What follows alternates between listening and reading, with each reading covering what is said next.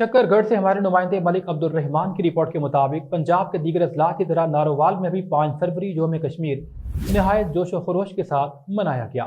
वज़ीर आला पंजाब मरियम नवाज शरीफ की खुसूसी हिदायत पर डिप्टी कमिश्नर सैयद हसन रजा की ज़ेर निगरानी जिला भर में 5 फरवरी यौम कश्मीर के हवाले से मुख्तलिफ स्कूल कॉलेज में तकरीबात मुनक्किद की गईं।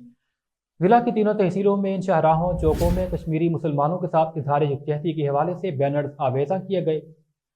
जिला इंतजामिया की जानिब से डिस्ट्रिक्ट हेडक्वार्टर अस्पताल से जस्टर बाईपास तक बड़ी रैली निकाली गई। डिप्टी कमिश्नर नारोवाल की हिदायत पर रैली की क़यादत असिस्टेंट कमिश्नर सलमान कयूम ने की।